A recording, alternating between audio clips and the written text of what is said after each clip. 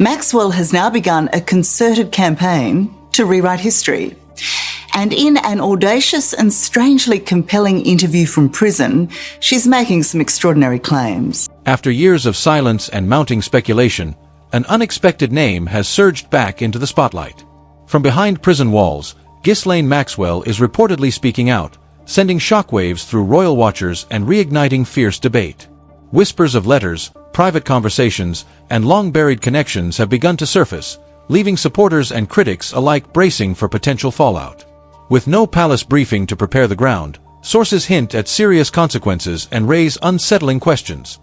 Is this a revelation of truth, a calculated tactic, or simply tabloid thunder? What was actually claimed, who stands to benefit, and why does this moment feel particularly devastating for Meghan? Framed like a suspense-filled mystery, the narrative revolves around dramatic and highly speculative allegations tied to Maxwell and the long-cast shadow of the Jeffrey Epstein case. It suggests a story hidden in plain sight, with crucial details allegedly sealed away for years in closed court files, vanished audio recordings, and heavily redacted documents. Even when Epstein-related materials finally became public, unnamed sources claim they were stripped of their most revealing elements, leaving troubling gaps and unanswered questions, including the reported removal of as many as 12 hours of interview footage and the allegedly missing interview sections involving Maxwell. Insiders claim deeply sensitive information was discussed, including the most provocative assertion that Maxwell mentioned Meghan Markle by name.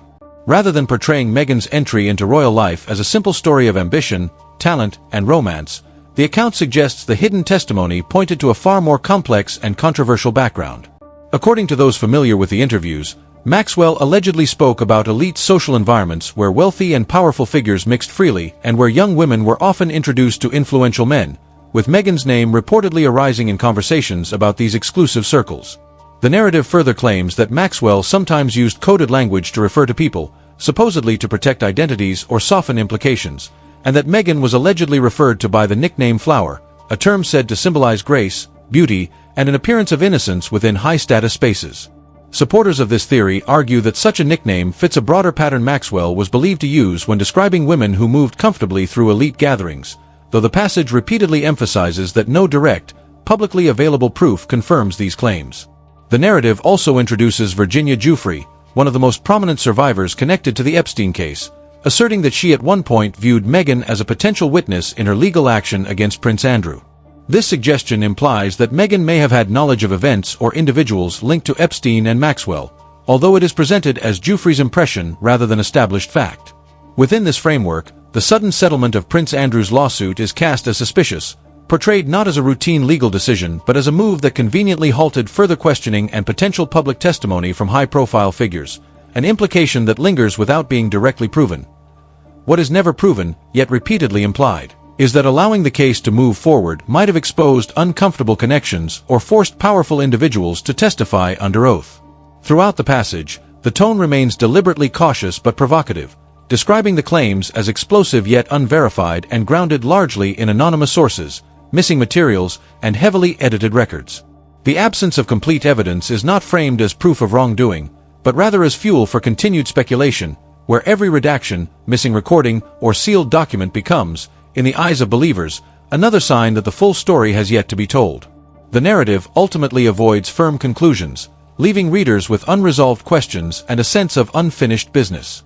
By stressing secrecy, alleged omissions, and testimonies that never occurred, it suggests that certain connections were never fully examined in public view.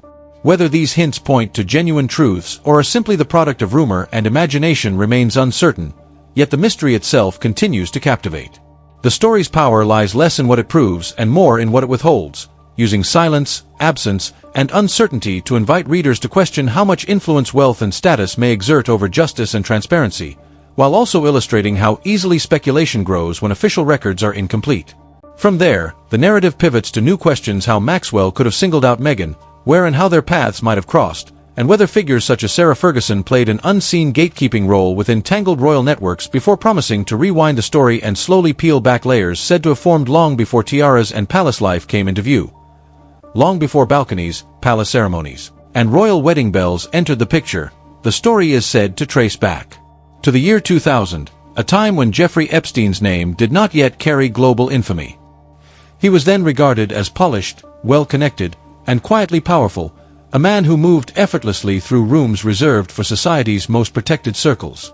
According to insiders, it was Prince Andrew who opened many of those doors, reportedly inviting Epstein into the royal box at Ascot, one of the most exclusive spaces in British high society. This was more than a privileged seat. It was a symbol of trust and acceptance, a signal that Epstein belonged among the chosen few.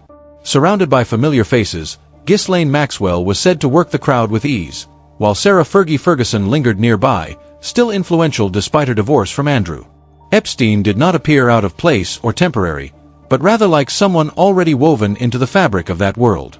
This period marked the height of the Andrew-Epstein friendship, with reports suggesting the two traveled together, dined together, and attended private gatherings far from public scrutiny.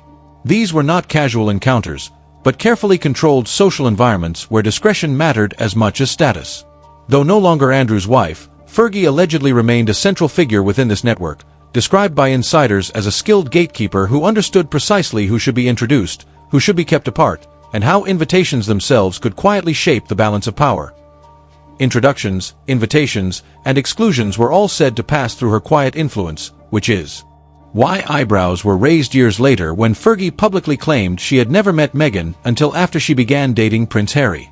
Among those familiar with the old social circuit, the reaction was disbelief, with many arguing that if Meghan had ever come close to the orbit of Epstein, Maxwell, or Prince Andrew in earlier years, Fergie would have noticed immediately, as nothing was believed to slip past her watchful eye. This is where the narrative shifts from a fairy tale image to something resembling a carefully edited drama. Insiders claim Meghan was not a complete outsider suddenly entering royal life, but rather someone already hovering at the edges, known yet unseen, present but not fully acknowledged.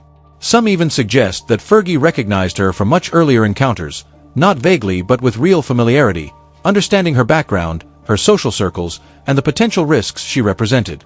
According to one source, Fergie allegedly acted as a shield, not openly or confrontationally, but through subtle social maneuvers, redirecting conversations, managing introductions, and quietly ensuring that no meaningful connection ever formed between Meghan and Prince Andrew, a strategy that, in this account, was deliberate and carefully. This alleged form of social body blocking was designed to prevent even the slightest possibility of scandal. If Ghislaine Maxwell's later claims about recruitment and grooming carried any element of truth, then, according to this narrative, Fergie's instincts may have been on high alert, pushing her to maintain firm and invisible boundaries. Yet Meghan was not entirely shut out.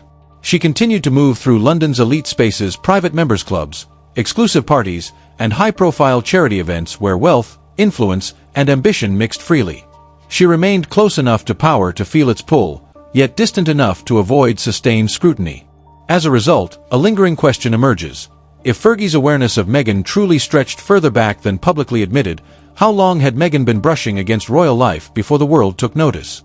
If the timeline begins earlier than the polished love story presented in 2016, then her rise was neither sudden nor accidental, but possibly the outcome of years spent navigating the same glittering yet perilous social corridors that once welcomed Epstein and Maxwell without hesitation.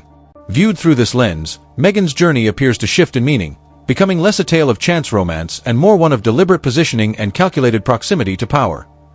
Seen this way, the story becomes one of patience, calculation, and survival within elite spaces filled with both opportunity and risk. At the center of it all stands Fergie, portrayed as the quiet gatekeeper, prompting questions about how much she truly knows and how many secrets she may still be holding. The narrative then turns its focus to Meghan's ascent, asking how someone with such a past could rise into the royal circle and whether any effort was made to distance or erase earlier chapters along the way. To explore this, the account shifts to Meghan's meteoric climb from discreet private clubs to the global stage.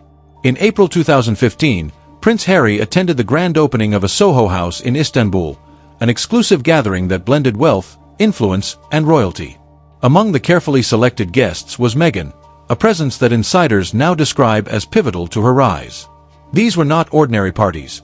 Soho House events were meticulously engineered environments where guest lists, seating arrangements, timing, and introductions were deliberately planned to maximize connections, visibility, and opportunity among CEOs and other power players. CEOs, celebrities, politicians, and even Prince Charles were said to mingle strategically in these settings, creating an atmosphere where every interaction carried the potential to shape futures. Within this narrative, Meghan's meeting with Prince Harry is portrayed less as a chance encounter and more as an orchestrated moment, one that marked the true launch of her rise into global prominence and set the stage for her eventual royal ascent. By that point, Meghan was no stranger to the Soho ecosystem, with connections that ran deep and wide.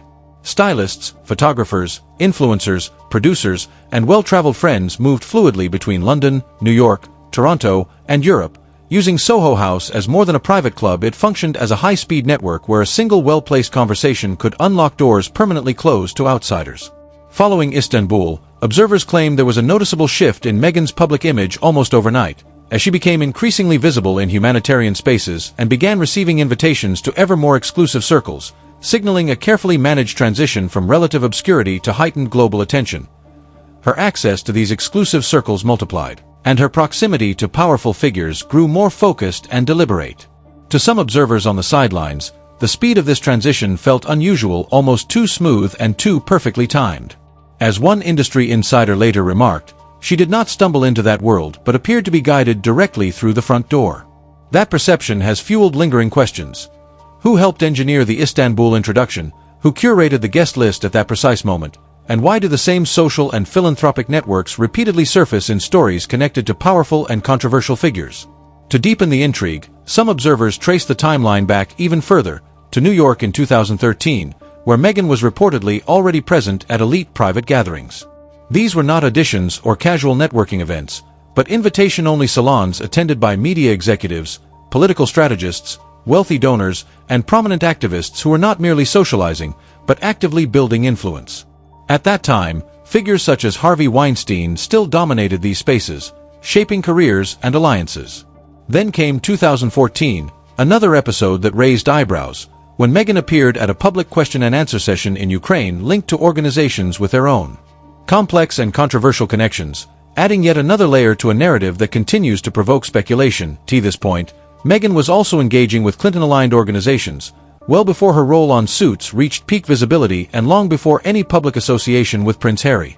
Yet she was already participating in spaces typically reserved for seasoned political and philanthropic insiders. To critics, this suggested early and unusual access to power. To supporters, it reflected ambition and curiosity. Either way, it stood out. The intrigue deepened as allegations involving Ghislaine Maxwell resurfaced in public discussion. According to claims attributed to her, Epstein's money allegedly flowed into major global humanitarian initiatives, including projects tied to the Clintons.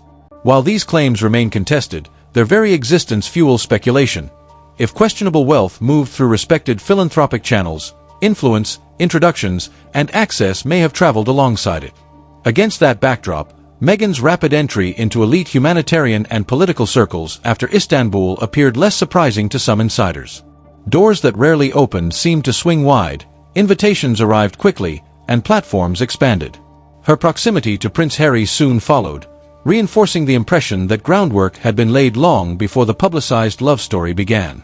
While none of this proves the existence of a hidden hand orchestrating events, to those familiar with elite social networks, the pattern is recognizable.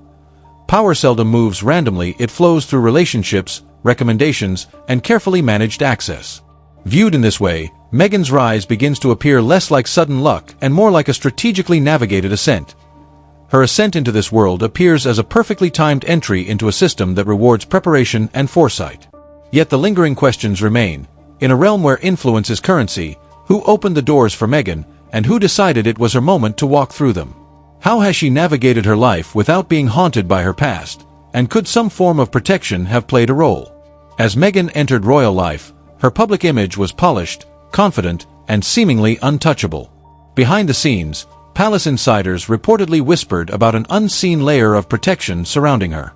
Even when her acting career faced slow periods, she never appeared vulnerable or lost, as if quiet support ensured her momentum continued.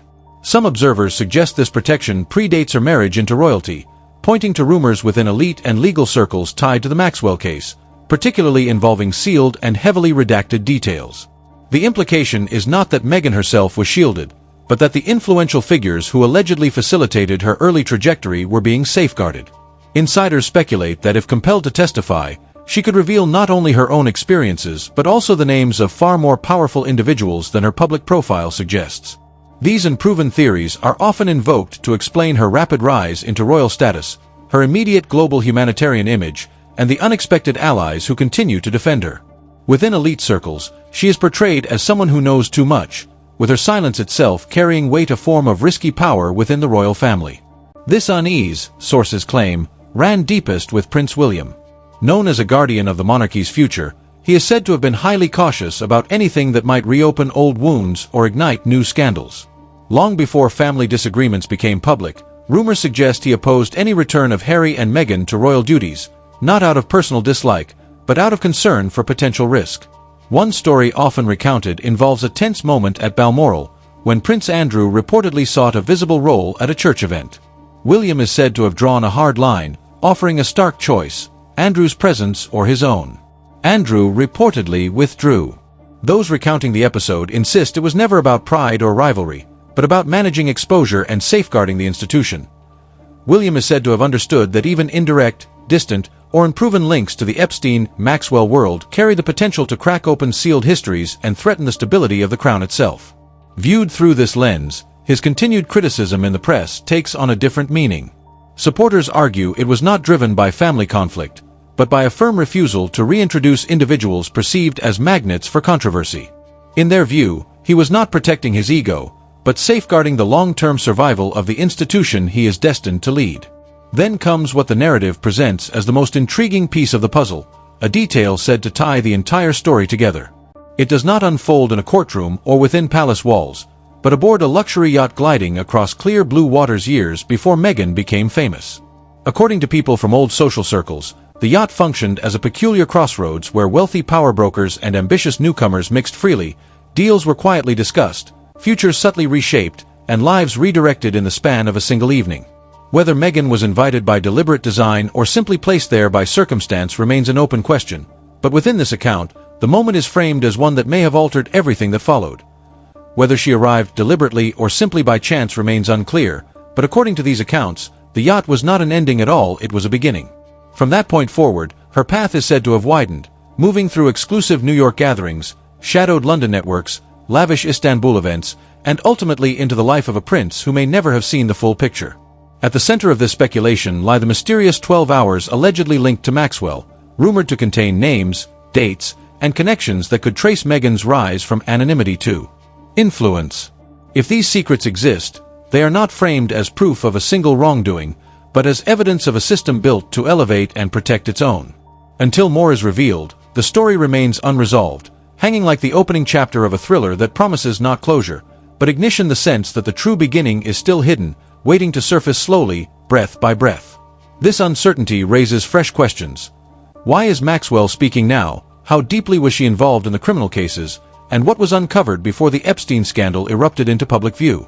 Years before Epstein became a global symbol of disgrace, a quieter investigation was already forming in Palm Beach. In 2001, local police began examining troubling reports tied not directly to Epstein, but to his close associate, Ghislaine Maxwell, after college students from a nearby campus claimed they had been approached with unusually lucrative job offers to work at Epstein's home, an early warning sign later referenced in materials released by the U.S. Department of Justice. According to a police report, Maxwell allegedly recruited young women under the guise of simple office work, such as answering phones and handling paperwork, offering pay of around $200 per day, unusually high for such basic duties. Despite these reports, police were uncertain about what actually occurred inside the residence, described as private and difficult to observe.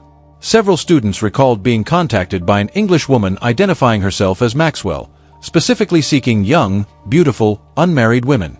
One student remembered phone calls that felt unusual, with men coordinating the arrival of certain girls, making the arrangements feel less like employment and more like appointments. Other students reported similar discomfort, noting that Epstein and Maxwell kept their activities vague and avoided clear explanations. At least 2 young women alleged that Epstein touched them in ways that made them feel violated. While these complaints did not immediately result in criminal charges, they painted a troubling picture of blurred boundaries and inappropriate behavior. Students also told police that Maxwell seemed intent on building a large roster of girls available at short notice, an unusual practice for what was supposed to be office work. The investigation faced challenges. Some students were hard to reach, and follow-up interviews proved difficult. Nevertheless, police continued digging, even searching trash from the residence, where they found materials that heightened their concerns. These included massage advertisements, handwritten lists of women with ages and physical descriptions, and business records linked to both Epstein and Maxwell. While none of these items alone constituted proof of a crime, collectively they suggested a troubling pattern. Some students described strange scenes at the house, including topless women near the pool and frequent massages, though many emphasized they had not personally witnessed clearly illegal acts. The line between what felt wrong and what could be legally proven remained frustratingly thin. In April 2002, after months of investigation, Palm Beach police closed the case, concluding that no criminal charges could be filed at that time. 4 years, the early investigation faded from public view until 2005, when a new, far more serious report involving a 14-year-old girl resurfaced, reopening questions and sparking broader inquiries that eventually drew national attention. The fallout exposed a long trail of missed opportunities and controversial decisions. In 2007, Epstein secured a highly criticized non-prosecution agreement that allowed him to avoid federal charges, serving just 13 months in jail, a sentence widely deemed shockingly lenient. In 2019, he was indicted again, but the case never reached trial due to his death in custody. Maxwell's fate, however, took a different path. Arrested in 2020, she was tried and convicted in 2021 on multiple charges related to trafficking, and she is now serving a 20-year prison sentence. Looking back, the 2001 police report reads less like a dead-end inquiry and more like the opening chapter of a story the world would later regret not taking seriously. With Maxwell now speaking out, questions swirl anew. How will her revelations affect those connected to her, and can Meghan emerge unscathed from the speculation surrounding these events? The story continues to provoke debate, and viewers are invited to share their thoughts in the comments, while remembering to like and subscribe.